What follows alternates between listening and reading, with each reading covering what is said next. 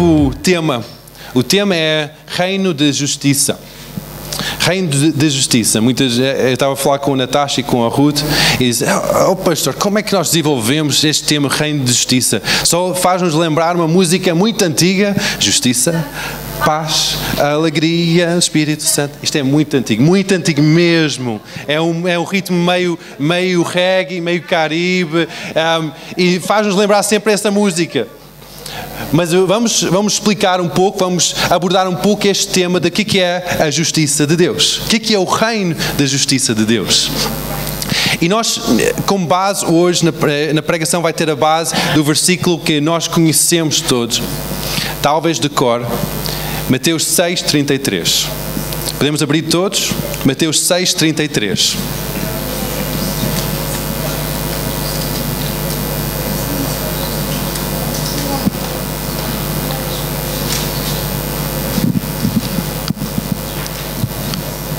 Jesus está no meio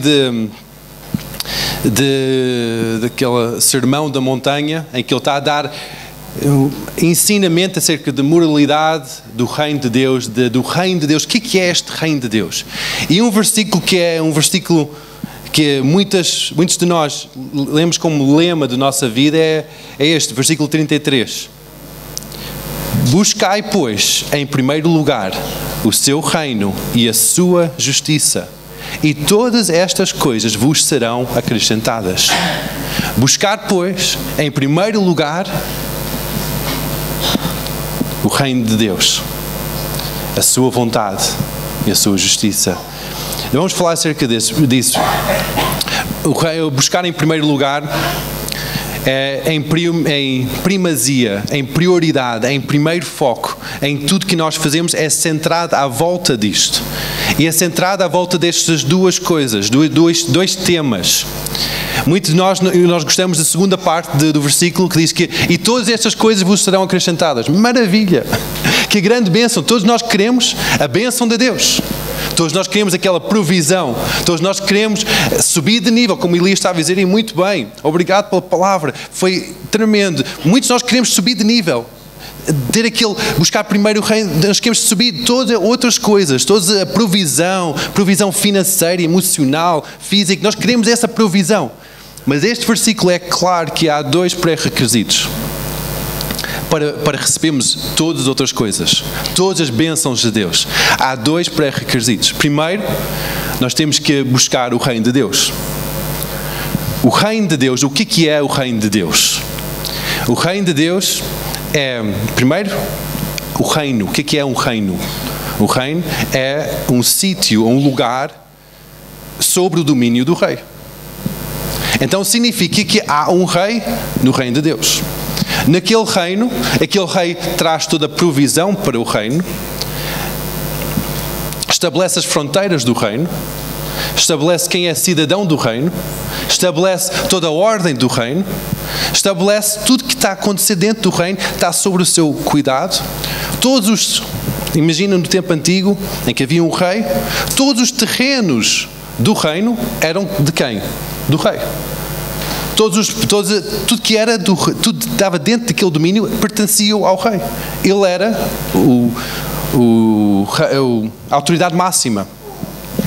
Muitas vezes ainda em países que têm reis e reinos, eles não deixam que há outras nacionalidades a comprarem terreno dentro daquele reino, porque aquele terreno é do rei daquele país. Eu estive lá num país no Meio Oriente, em que eu estava a perguntar, então, este investimento como é que é, imobiliário e tudo, vem investimento de fora, há outros países, porque expliquei um pouco a história de Portugal, que há muitos estrangeiros a comprarem propriedades e terrenos para desenvolver. Eu perguntei, mas aqui neste país isto acontece? E disse, não. Os estrangeiros alugam terrenos, alugam prédios, mas não podem comprar. Que coisa estranha. Mas porquê? Porque isto está debaixo do reino do rei que governa este país. E como estes estrangeiros não fazem parte deste reino, eles não podem comprar o terreno. Que interessante. quando nós pensamos no reino de Deus, muitas vezes nós viemos com uma ideia democrática na nossa mente, uma ideia formatada de que é tudo uma sociedade, é tudo uma democracia em que todos nós partilhamos autoridade e domínio e elegemos alguém que pelo quórum em conjunto nós dizemos que essa pessoa é digna de nos governar ou de nos orientar. Isso não é reino. Isso não é o reino de Deus. Isso é uma democracia cristã. Mas quando nós dizemos buscar primeiro o reino de Deus, nós temos que reconhecer que há um rei. Há um rei. Somente um rei. Que é Jesus Cristo. E há um governo que Ele estabelece. Não há um governo partilhado. Não há, um Setheimer que está na direção do reino dos céus. Não, eu não faço parte da direção do reino dos céus. Ele convida-nos, Ele delega-me a autoridade para governar aqui na terra, mas o reino é dele. Ele diz, ok, toma aqui, eu recebi a autoridade, Jesus, depois de morrer, Ele diz, toda a autoridade nos céus e na terra é-me dado, ide e fazei discípulos. Eu estou a dar autoridade para vocês para ir e governar esta terra. Isso é o reino de Deus. Em que Ele recebeu toda a autoridade nos céus e na terra. Ele tem toda a autoridade sobre esta terra. E Ele depois confere essa autoridade a nós. Não é nós que nós dizemos que nós temos um lugar, Ele é que é o centro. Ele é que é o rei. Quando há cidadãos do reino, há pessoas que preenchem alguns requisitos para ser cidadãos do reino. Nós sabemos que para ser cidadão do reino de Deus, nós temos que aceitar que Jesus Cristo é o Filho de Deus. Que Jesus Cristo, o justo de Deus, morreu para os pecados de toda a humanidade. Levou sobre Ele próprio todos os pecados e depois ressuscitou dos mortos ao terceiro dia. Quando nós confessamos isso, aceitando o seu senhorio sobre as nossas vidas, o que acontece é que nós temos a porta aberta para entrar no reino de Deus e receber a cidadania do reino de Deus. Esta frase de reino de Deus às vezes abala um pouco a nossa estrutura ocidental moderna, em que cada um de nós queremos que o reino seja à volta muitas vezes da nossa barriga, à volta de nós próprios, os nossos desejos, os nossos quereres, os nossos achares. Eu não sinto hoje, eu acho que, na minha opinião, muitas vezes nós queremos gerir a nossa vida e tudo que está à nossa volta disso. Isso acontece com os bebés. Os bebés querem comer, vão começar a chorar. Querem ir, e tudo é à volta deles. Quando nós educamos os nossos filhos a crescer um pouco, nós ensinamos como viver em sociedade, não ser tudo à volta de nós próprios. Mas, infelizmente, por causa da nossa lei de sobrevivência, nós queremos essa segurança de estar tudo em controle e tudo em contorno de nós próprios. E quando começamos a ver que o reino de Deus é à volta de um rei e que muitas vezes para nós lidarmos com esse rei, nós temos que lidar de uma forma que abala a nossa estrutura de segurança. E essa forma é fé. Fé é acreditar que o impossível é possível e andar nisso. Fé sem obras é morte, como diz em Tiago. Quando nós dizemos que, nós acreditamos em Jesus, mas depois não há seguir as orientações do rei, logo ali nós vimos que nós estamos a perverter o reino de Deus numa democracia, em que eu acho que eu tenho autoridade, em que eu acho que eu sou um rei da minha própria vida. E depois, quando eu acho que eu sou um rei da minha vida, eu vou gerir a minha vida, mas depois lemos este versículo maravilhoso em Mateus 6,33 e todas estas coisas vos serão acrescentadas, e diz, amém, eu quero isso. Mas será que tu estás a buscar em primeiro lugar o reino de Deus? O seu reino estabelecido sobre a tua vida, não debaixo da tua vida, sobre a tua vida, em que o rei está a governar a tua vida.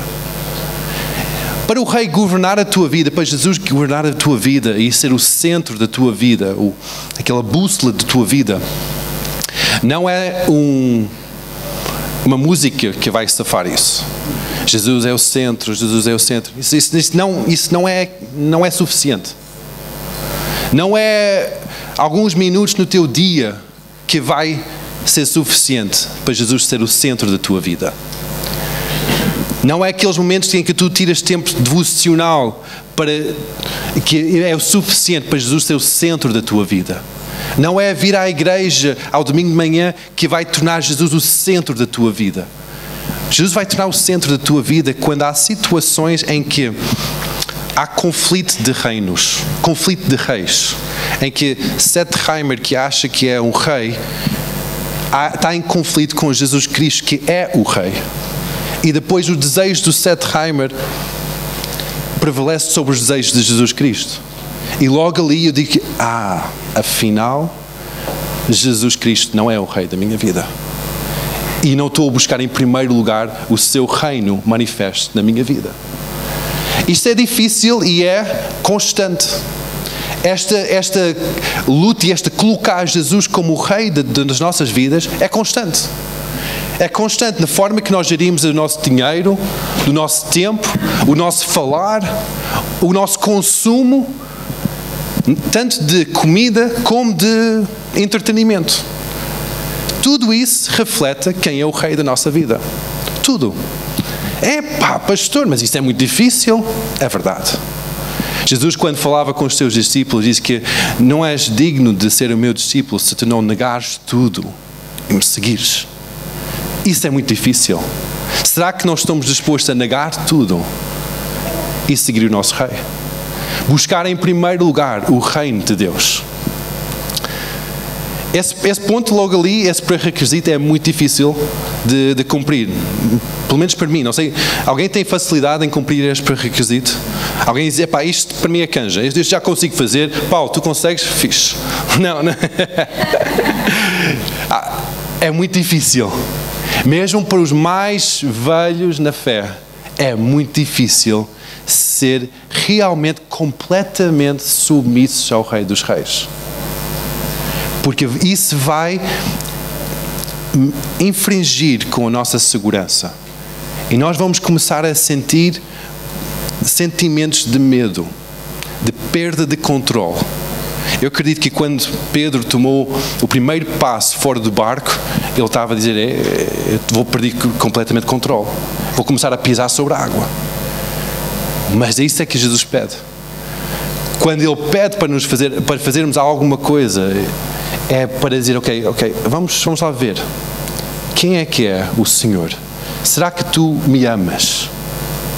Ao ponto de negar tudo para seguir. De ouvir a minha voz e em obediência seguir. Isso é em outras palavras, isso é o arrependimento.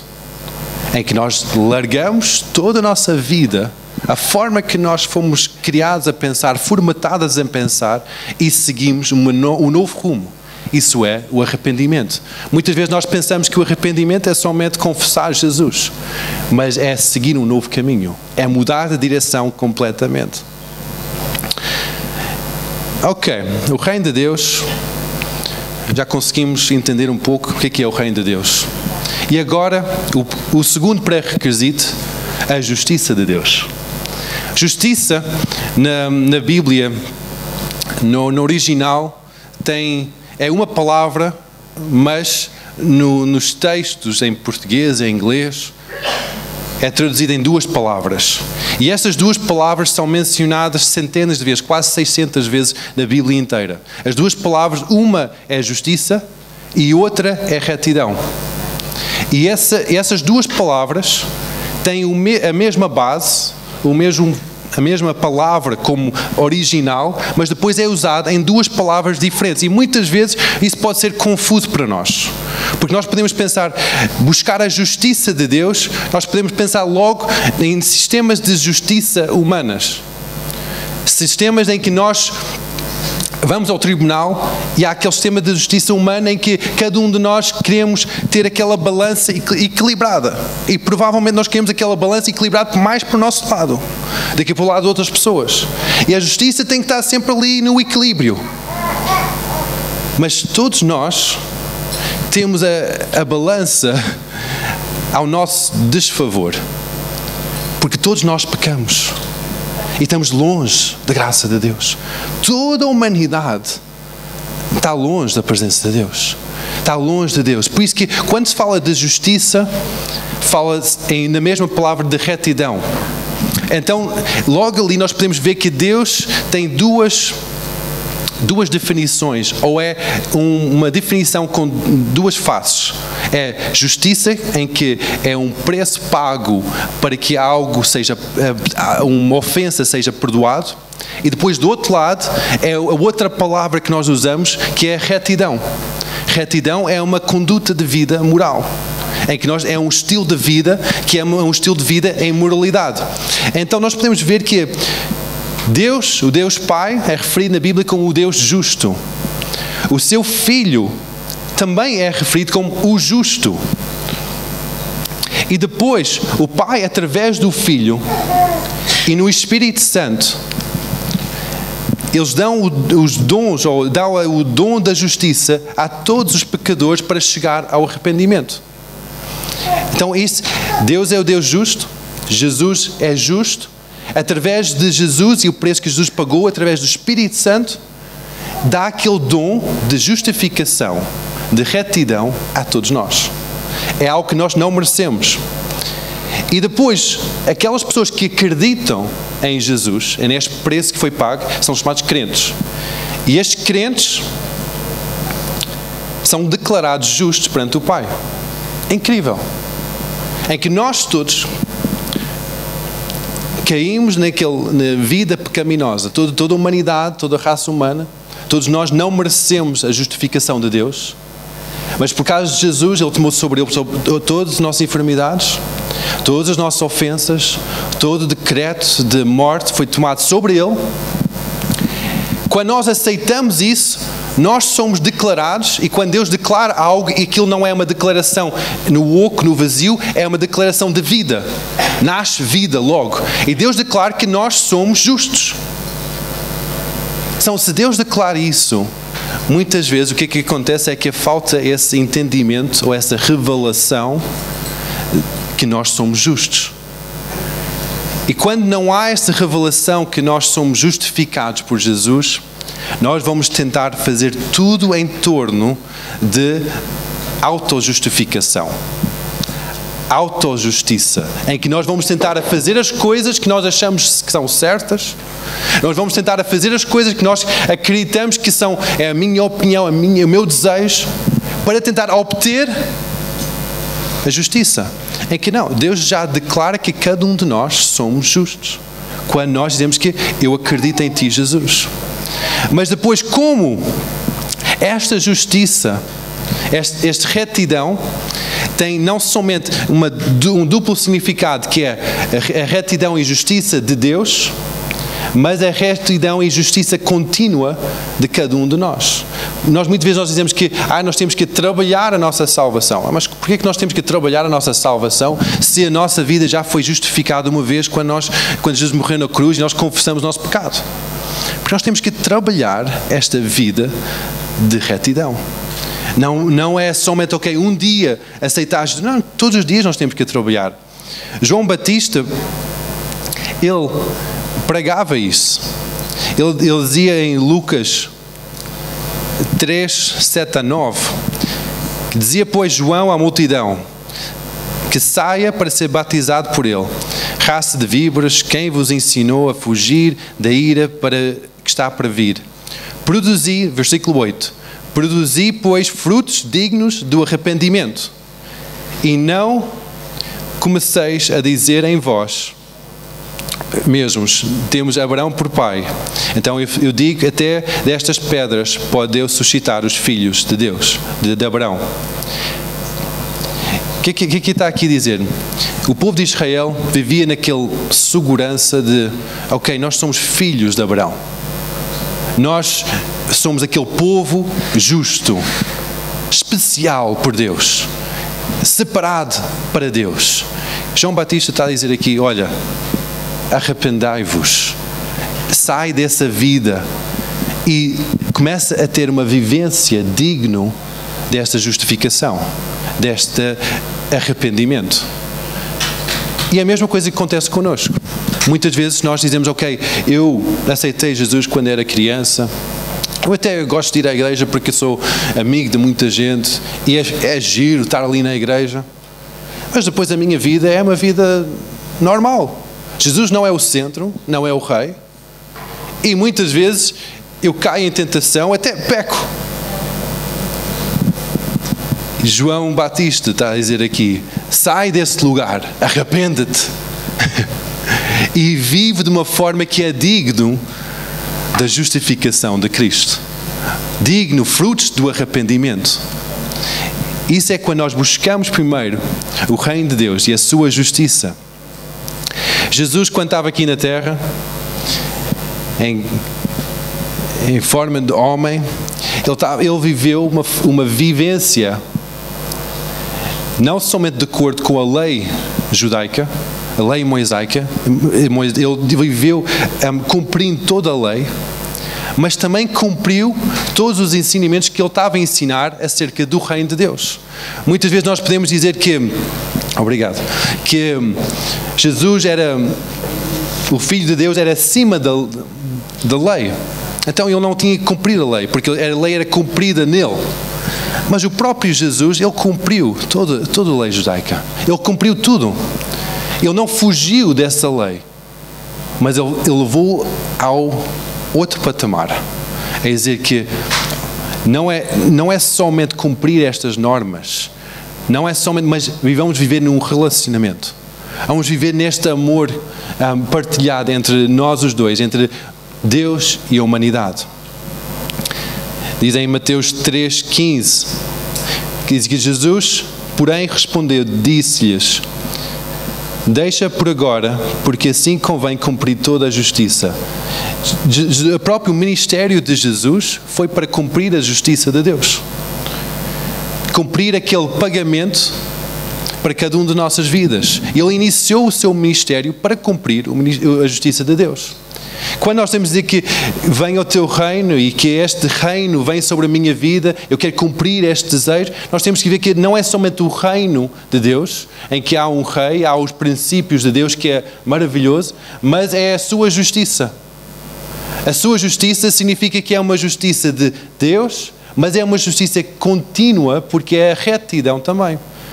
Nunca podemos esquecer que esta palavra justiça tem dois significados, que é justiça e retidão. Muitas vezes nós dizemos, ok, é somente justiça, mas é retidão também. Retidão requer algo de nós, uma vivência diferente, uma forma de viver diferente, que não é uma autojustificação, mas é um transbordar de um relacionamento com Jesus. Nós não cumprimos regras e normas só para nós ficarmos a sentir melhor. Isso é autojustificação. Jesus já justificou-nos para verter o seu sangue. Porquê é que nós cumprimos a boa conduta cristã? Porque nós amamos Jesus. Porque nós adoramos Deus. Porque nós estamos rendidos a Ele. Porque Ele é o centro da nossa vida. Quando nós tentamos cumprir somente por cumprir, tentamos cumprir as normas somente por, ok, eu entendo, mas eu não tenho relacionamento, aquilo é lei pura. Aquilo vai começar a matar a nossa vida, vai começar a secar a nossa vida. Mas quando nós nascemos neste relacionamento com Deus, em que Ele é o Rei das nossas vidas, o centro de toda a nossa adoração, a nossa atenção, nós vamos começar a ter uma vida de retidão, seguindo as suas palavras. E isso é a demonstração do nosso amor por Ele. Não é uma demonstração da nossa obediência às suas leis, mas é uma demonstração do nosso amor por Ele. É engraçado que nós dizemos que Jesus é que trouxe essa justificação, e é verdade, Ele justificou na cruz do Calvário, mas Jesus até Deus declarou que há várias pessoas antes da sua crucificação que foram consideradas pessoas justas. E como é que isso é possível? Se Jesus ainda não tinha morrido, mas Jesus dizia, ou Deus chamava essas pessoas justas, porque tinham uma vida de retidão, uma vida a buscar os seus princípios. Por isso que há aqui estas duas partes, de retidão e justiça. Quando nós buscamos o reino de Deus, Ele é o rei de nossas vidas, e buscamos a justiça e desenvolvemos